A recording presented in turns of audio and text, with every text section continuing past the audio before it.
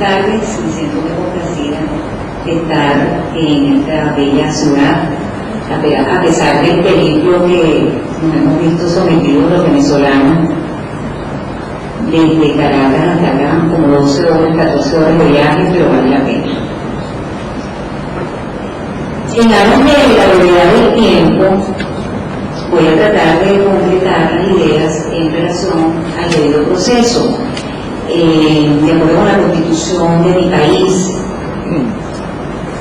esto está detallado de manera exhaustiva en la ponencia presentada con ocasión de este encuentro. En Venezuela tenemos una situación muy particular, muy peculiar. El debido proceso aparece consagrado en la Constitución de la República Bolivariana de Venezuela, publicada en Gaceta el 30 de diciembre del año 99. Pero resulta que esa Constitución, por ciertas correcciones materiales, fue reimpresa el 24 de marzo del año 2000. Es decir, nuestra Constitución nace de una asamblea constituyente convocada por el presidente Chávez a través de un referéndum aprobatorio. Hacía mucho tiempo que no teníamos una asamblea constituyente. Creo que la última fue la del año 47. Esto trajo una conmoción nacional, como deben conocer todos, y sin embargo, pues se logró, en un breve tiempo se logró. ¿Qué se pretendió con la Constitución y los derechos fundamentales inmersos en ella? Garantizar o continuar garantizando, de acuerdo con la realidad nacional, la libertad, el bienestar general, la seguridad jurídica, las francas aspiraciones de los venezolanos y de la nación en aras a esa paz que esta mañana nos decía acertadamente el doctor Alvarado Belloso. Todas las aspiraciones nuestras están en esa Constitución y personalmente considero que nuestra Constitución es buena. Es más, da para todo. Allá nosotros interpretamos las normas de acuerdo con cada situación. Si conviene, la interpretamos para la conveniencia de uno y si no conviene, para el otro, ¿no?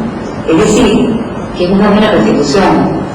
Y este debido proceso, en los últimos tiempos, ha traído una serie de situaciones conflictivas, sobre todo porque el factor político está involucrado en la Constitución.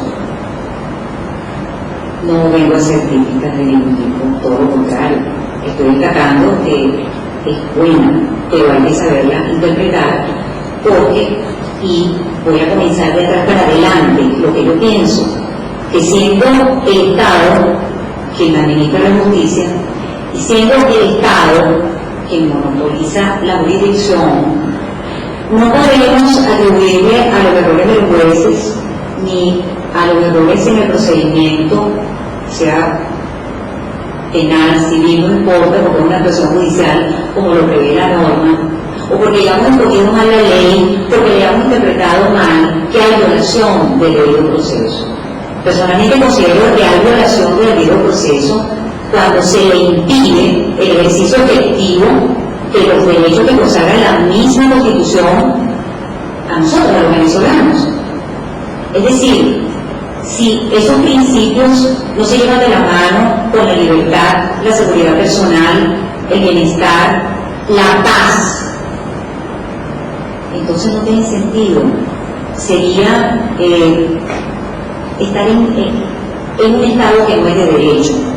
Es decir, eso subvierte el orden democrático que postula el preámbulo de la Constitución de la República Bolivariana de Venezuela.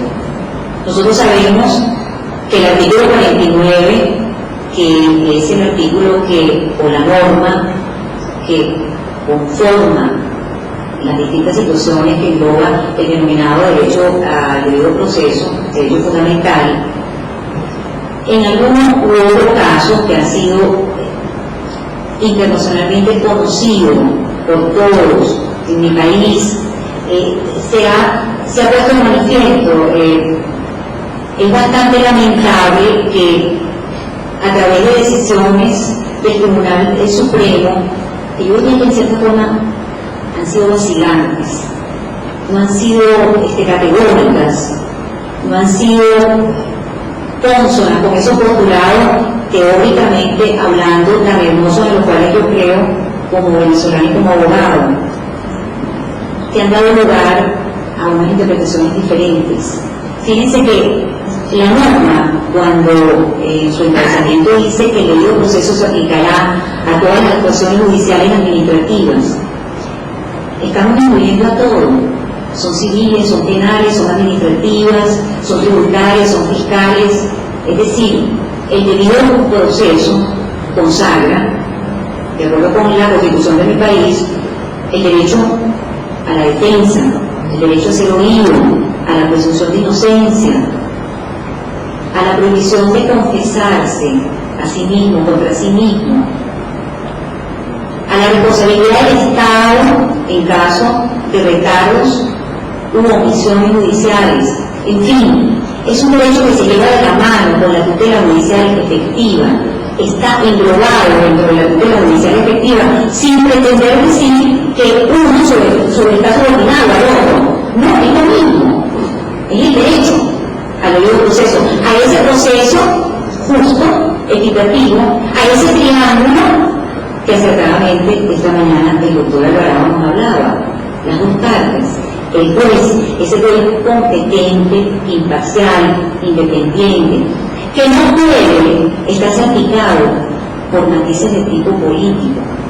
Es triste, es lamentable, lo estamos viviendo. Yo voy a decir que todo porque yo he formado parte, incluso actualmente, de manera temporal, también formo parte del Poder Judicial de mi país. Pero ¿qué necesitamos?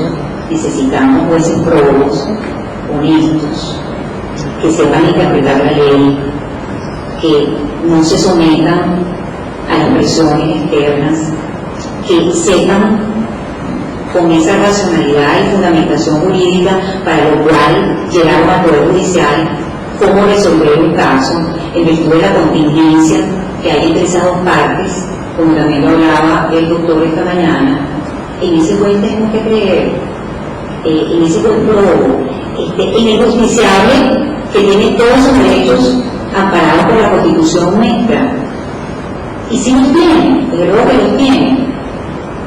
Lo que sucede, repito, y es lo único que quizás sentiría de la conceptualización de este derecho al debido proceso como se está llevando en estos momentos, es que, y utilizaría una expresión coloquial, oscuridad para la casa y claridad para los demás. Es decir, si la ley, si el debido proceso, tal como está constitucionalmente establecido en mi país, y que engloba aquella serie de garantías por ser un derecho fundamental dentro del proceso, por ser un derecho que nos va a garantizar, que nos va a asegurar que tanto los ciudadanos entre sí como ante los poderes públicos vamos a tener la certeza de un juicio cierto, equitativo, equilibrado, porque es un derecho procesal que no podemos verlo solamente desde esa norma misma. Como digo yo, tenemos que ver la norma al prisma de la Constitución, porque es constitucional, y así tenemos que aplicarlo. Yo todos los días creo y sostengo que nuestro proceso se constitucionalizó, y en aras de eso tenemos que aprender ahora una manera diferente de ejercer el derecho. Ahora sí tenemos que llevarnos de la mano de la Constitución, y no solamente de la ley adjetiva o de la ley sustantiva, como también decía el doctor Cine. Simplemente, si con esos postulados de la Constitución, en el caso que me compete, nosotros pensamos en que es el máximo exponente de un sistema democrático dentro de una revolución. Tenemos una revolución nacional, eso es indiscutible. Y considero y creo en la justicia, creo en la administración de justicia, creo en que en base a ese proceso justo, los derechos y los intereses de los justiciables van a quedarse salvaguardados, de luego que sí, pero para ello tenemos que tener la conciencia de que a través de esa tercera persona que se denomina juez y que se supone que luego conoce el derecho, sabrá interpretarlo adecuadamente en aras de que esos justiciables se consideren que no se les ha impedido legítimamente el ejercicio de sus derechos y de sus deberes. Fíjense que ese artículo 49 está consagrado en la Constitución dentro de un capítulo que se llama los derechos civiles y dentro de un título que se llama los deberes, derechos humanos y garantías. Esto significa que está respaldado por la expresión garantía. Esta mañana el doctor nos hablaba del garantismo. Prácticamente el proceso lo llevan las partes. A las partes hay que darle la posibilidad de sus tiempos, de manejarse dentro de ese proceso, dentro de los lapsos, aportando las pruebas pertinentes.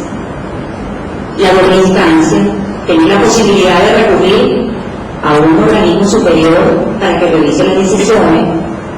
El tiempo de uno es el tiempo del otro. La igualdad, es decir, todo está previsto en la ley adjetiva, en los distintos códigos, no solamente en el Código de Procedimiento Civil de mi país, todos los códigos de una u otra forma son iguales, es Latinoamérica. O sea, si recapitulamos nos damos cuenta de que la situación de Paraguay es la misma situación de México, y la misma situación de Venezuela, y la misma de Panamá. Somos latinoamericanos, estamos unidos por eso. Entonces, el debido proceso, que ahora, en el caso nuestro, de verdad, ha sido bastante afectado, sobre todo se ha visto en casos relacionados, incluso con, ayer lo comentaba, con periodistas, simplemente porque los medios de comunicación en Venezuela en cierta forma han hecho de la suya, pero no en otra, cuando se les ha seguido un juicio, no han sido notificados de su cargo, el procedimiento no ha sido de acuerdo con los postulados de la Constitución. Y esa Constitución, es lo que yo digo, es el bastión político que utilizamos a diario. De hecho, ahorita estamos en plena campaña electoral, el 3 de diciembre elegimos presidente, y se sigue utilizando la Constitución y los derechos fundamentales. Creo que simplemente lo más importante, completando en relación al debido proceso, es que ese debido proceso que está integrado, que yo diría que es la garantía más importante, junto con la tutela judicial efectiva y el derecho de acceso a la justicia, debemos tener conciencia de cómo ejercitarlo.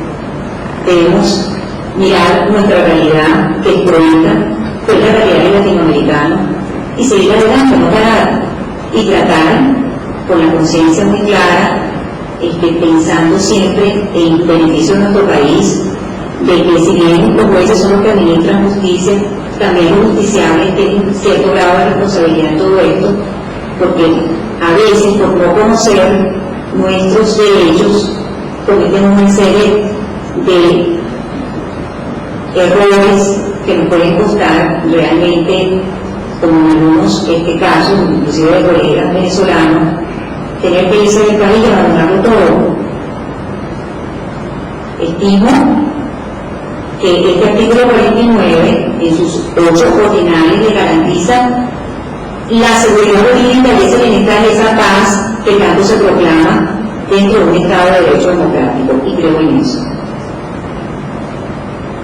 No sé que por el tiempo, hay varios expositores, tampoco me quiero, yo sí no quiero que me hagan, de verdad me da mucha pena que me hagan señas.